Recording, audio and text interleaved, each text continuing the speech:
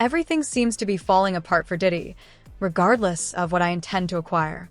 Gear and equipment, I don't think they're actually searching for any items that could connect whatever the investigation is. I would venture to say that those are going to be the guys that you're seeing right there, and they're waiting for that all clear. And then this group that you see there, those are the ones that are actually going to go inside. He was once the monarch of hip-hop. However, he is currently incarcerated. Today I'm announcing the unsealing of a 3-count indictment, charging Sean Combs with racketeering conspiracy, interstate transportation for prostitution. The indictment alleges that between at least 2008 and the present, Combs threatened and coerced victims to fulfill his sexual desires, protect his reputation, and conceal his conduct. As alleged in the indictment, to carry out this conduct, Sean Combs led and participated in a racketeering conspiracy that used the business empire he controlled to carry out criminal activity, including forced labor, kidnapping, arson, bribery, and the obstruction of justice. Let me say a little bit more about the charges.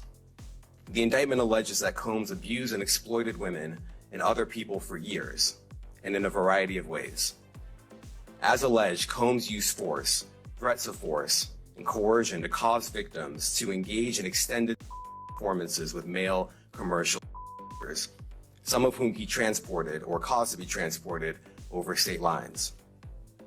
Combs allegedly planned and controlled the performances, which he called freak-offs, and he often electronically recorded them. The freak-offs sometimes lasted days at a time, involved multiple commercials, and often involved a variety of and which Combs distributed to the victims to keep them obedient and compliant. As alleged, when Combs didn't get his way, he was violent, and he subjected victims to physical, emotional, and verbal abuse so that they would participate in the freak-offs, and that Combs hit, kicked, threw objects at, and dragged victims, at times by their hair. On one occasion in March of 2016, that conduct was captured on video and later reported. Is there anyone remaining in Diddy's corner? Even his own family appears to be turning against him. It has been reported that his youngest son, Christian King Combs, has gone behind his back in order to save his own skin. They used to perform together, and Christian has only had positive things to say. Out till 3 in the morning doing rehearsal? Yeah, we was out a little late. Me and my pops, we got a show tonight. YouTube. It's gonna be lit, so you know him. Yeah, had us at the rehearsals going hard. He's still in New York? Yeah. God, I thought you'd been left. Nah, he left. He came right back though. Okay. Mm-hmm. And you know, getting all the kids to know about it. That's my age, because you'd be surprised. Some people don't even really know about certain things. Like they didn't even know like that sample was from Lil Kim and Lil C. Yeah. Like a lot of my friends didn't even know that. Or like when they see the video me and Kodak did, we redid the Crush on You Lil Kim video. Mm-hmm. They thought I came up with that. So it's like just putting them on. I feel like we could take it even further. You know, instead 20 years from now, still be on top. So. And you will not believe the manner in which he allegedly cast his father under the wagon ever since the CCTV footage of Diddy herring Cassie emerged, and since then, no one has been willing to defend him or stand by his side. Sadly, she's become more well known for the abuse she claims to have suffered at the hands of her ex, Sean Combs, than her music. Her debut album, Cassie, was a hit, and the critics even praised it. Her second album was expected in 2008, but it never came. She released some singles here and there, but Connecticut Fever, that never hit the shelves. Cassie had signed a 10-album deal with Combs' Bad Boy Entertainment, but only one album was released. Her career, we now know, according to her bombshell civil lawsuit, was likely derailed and put on hold by a decade of abuse she says she suffered at the hands of Sean Combs. And it's been nearly a year since Ventura filed that bombshell civil lawsuit. Part of it read, over the years that Mr. Combs abused Ms. Ventura physically and she again and again tried to escape his tight hold over her life. Every time she hid, Mr. Combs' vast network of corporations and affiliated entities found her, and those who worked for Mr. Combs' companies implored her to return to him. Many went as far to explicitly state that her failure to return to Mr. Combs would hinder her success in the entertainment industry. Ventura had recorded music during her relationship with Combs, but mostly singles were released. Ventura's suit said after she tried to leave Combs, following that now infamous 2016 incident captured by hotel security cameras, where Combs actually chased Ventura down a hallway and beat her, her music was used as leverage to get her to come back to Combs. The suit said, after this, Miss Ventura left her home in Comstock and went to hide away at a friend's home in Florida. James Cruz, president of Bad Boy Management, tracked Ms. Ventura down and told her that her single would not be released if she did not answer Mr. Combs' The event was met with astonishment and disbelief by individuals worldwide. Combs traumatized me in order to corroborate the claims Cassie made in her lawsuit against Diddy. Tiffany, thank you for joining us. It is so difficult, so horrific to watch this and wonder what life must have been and may have been like. Can you take us back to that time, Tiffany, and tell us what Diddy was like from your personal observations, what their relationship was like? Is there context you can give? I mean, I can definitely provide context around like this incident. Cassie confided in me about this incident when I was working with her around this time, around 2016. We were working on her sophomore album, and she told me about this situation. Their relationship was volatile for sure. And you could tell that she was afraid of him, you know, and that there was a lot of control. And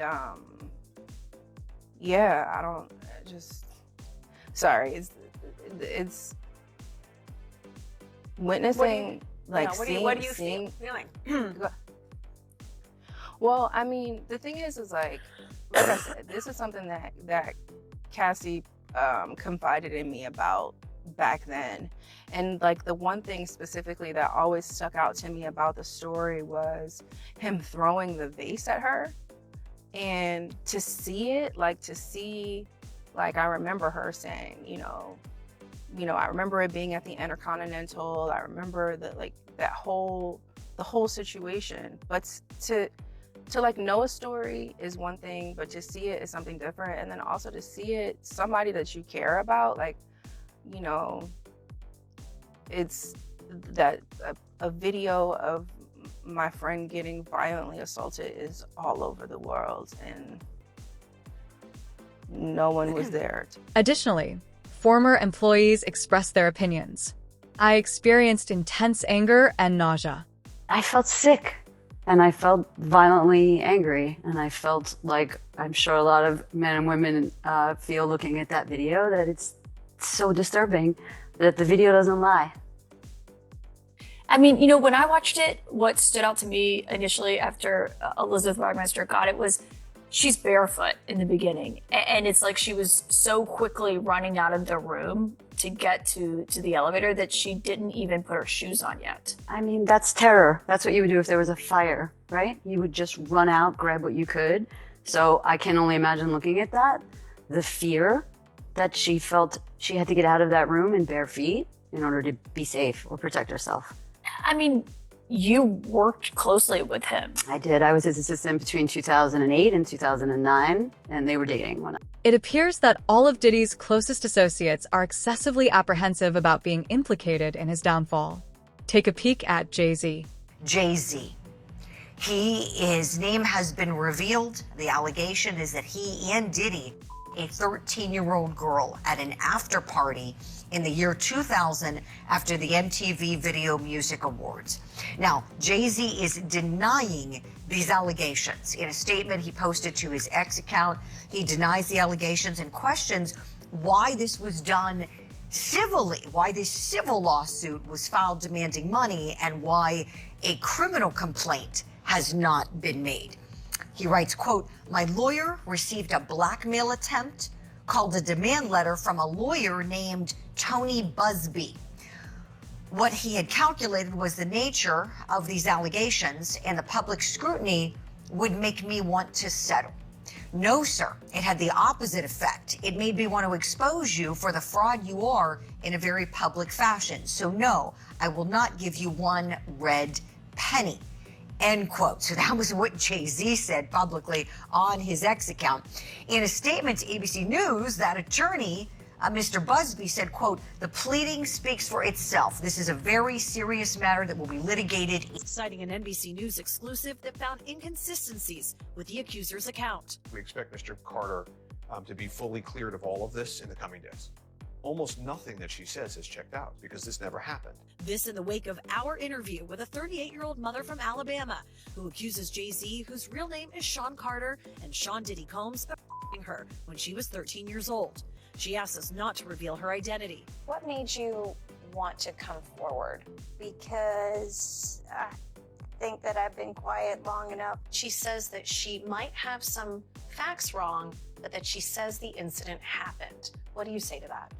You know, anybody, when they make up a claim, they can just keep repeating it and getting it right. But you never get the details right. And what happened during her interview with you is that the story began to unravel. On the night of the MTV Video Music Awards in 2000, she says Combs' limo driver took her to an after party. There she says she spoke to musician Benji Madden and his brother. I'm talking to Benji Madden about his tattoo that's the Last Supper. In a statement to NBC News, a representative for the Maddens confirmed they did not attend the 2000 VMAs and that they were on tour in the Midwest at that time. At the after party, she says she had a drink that made her feel woozy. Then she says Combs and Carter b***ed her. She says she ran to a gas station where she called her father, who picked her up. We rode home in silence. She didn't ask me what happened. In an interview with NBC News, her father said he could not corroborate her story. "I feel like I would remember that, and I don't," he said. The woman revealed to us that she has autism and previously suffered a head injury. In a follow-up phone interview, we asked her about the contradictions, and she said that she stands by her statements. This woman is standing by her story. It happened over 20 years ago. Maybe her memory is hazy. Maybe her father doesn't remember that night. No, she's doubled down on certain of these details. She says, "I'm positive." She points out the tattoo. She talks about that tattoo in vivid detail. Turns out that's completely false. And the father is supposed to be picking her up. 10-hour drive round trip to pick her up in the middle of the night. Has no memory of that. No one has come forward about this in nearly a quarter of a century, and that's because this never. So far, Diddy's kids have been the only ones publicly defending him, but rumors suggest even they are turning against him. Allegedly, his son Christian is negotiating deals to protect himself at his father's expense. Reports, including from the LA Times, revealed that in April 2024, Christian faced his own lawsuit after a woman accused him of assaulting her on a yacht. And we remember that Omarki's civil lawsuit accuses Christian of assault, battery, assault, intentional infliction of emotional distress for an alleged incident that happened on Sean Combs' yacht back in 2022. And I'm going to talk about the timing of the service of these papers in a second, but first I want to recap this lawsuit for you. So according to the civil complaint, Omarki, 25 years old at the time this happened, allegedly happened, says that she was working as a steward on the yacht that Sean Combs had rented or chartered, and she was in charge of providing food and drinks for a 12-hour period. And she actually said that she believes the alcohol on that yacht had been laced with because she says that women would have one drink and then almost immediately pass out or start falling over. And again, that is very consistent with allegations that have been made before against Sean Combs. In fact, she described what she thought would be a wholesome family excursion to what she describes as a hedonistic environment. Without his dad around to protect or advise him anymore, it seems like Christian has been putting himself into some difficult circumstances. Going back to Christian Combs, Omarki says that Christian, he'd been staying at a villa on the shore, but then he would come onto the yacht in the evenings to party and have a good time. And now we focus on December 28th, 2022. She says that Christian reportedly arrives on that yacht very intoxicated and then pressures her to take shots of tequila. She says that she did, that Christian allegedly tried to get her to drink more, and she tried to get her to drink more in the yacht's makeshift recording studio. And that's important, and I'll explain why in a second. The complaint reads, at this point, defendant C. Combs violently grabbed plaintiff's arm and began hurting her. He pulled plaintiff to the seat beside him and prevented her from getting up. And she says from there, she claims from there, that Christian allegedly kisses her neck and face as he gropes her legs, her areas, And according to her, she reportedly tells Christian, quote, "Excuse me, you don't touch my..." Which could mean that he might need to take some drastic measures like snitching on his own flesh and blood just to make sure that he doesn't wind up behind bars like his old father. I never set up. Just a month after his lawsuit, Christian dropped a song mocking his family's legal troubles. He denied allegations, called out critics, and even taunted the FBI for missing one of Diddy's homes. The bodyguard with a gun was, and they told me to sit down. So I sat down on this makeshift bench out of buckets and a plywood, and I just had to sit there and just kind of listen to Sean Combs brag about what he did to me and that he's gotten away with more serious crimes and no one would believe me. And he mentioned Tupac and to be clear, this is outside now. This is in the backyard. You have now moved out towards the backyard where they are all sitting outside.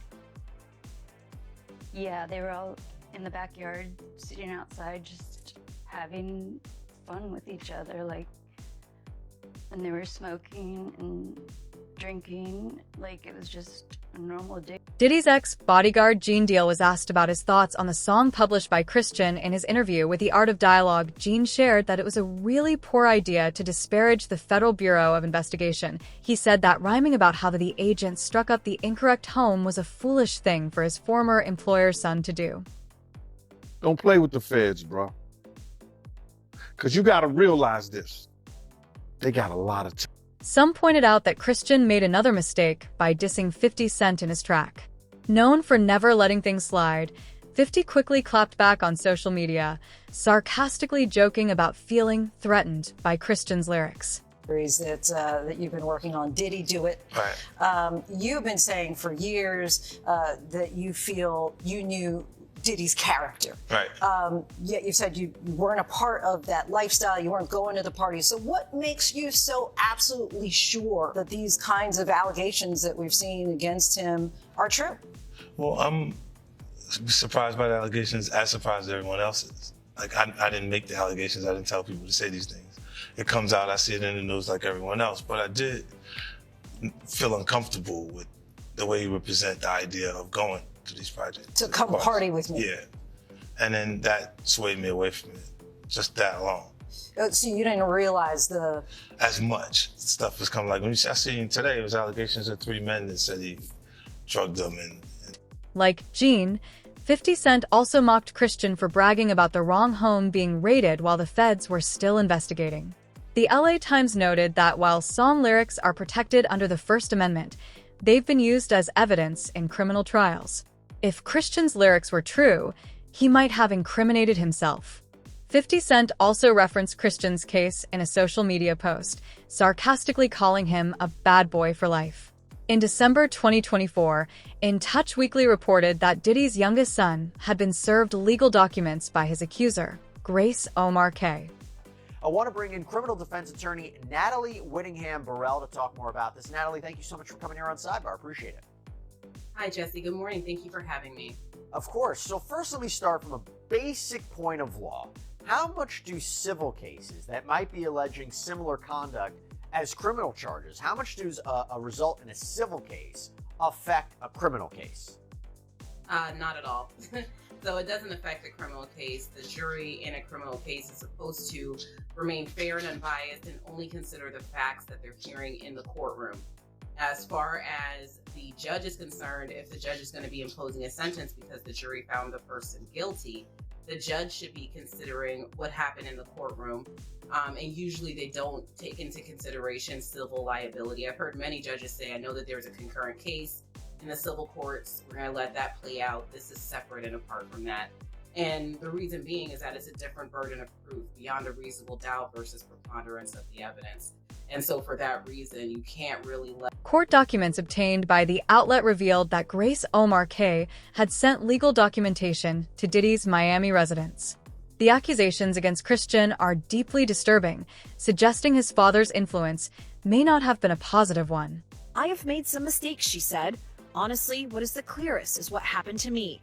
The inconsistencies in her account of an incident alleged to have happened 24 years ago does not necessarily mean the allegations are false. The accuser's attorney, Tony Busby, said, "Because we have interrogated her intensely, she has even agreed to submit to a polygraph. This has been extremely distressing for her, to the point she has experienced seizures and had to seek medical treatment due to the stress." In a statement to NBC News, Sean Carter said, "This incident didn't happen, and yet he filed it in court and doubled down in the press. True justice is coming. We fight from victory, not for victory." Is any part of you scared coming out against such powerful people? Yeah, I'm scared of what could happen, but I'm more afraid of letting it eat me alive from the inside out than I am of,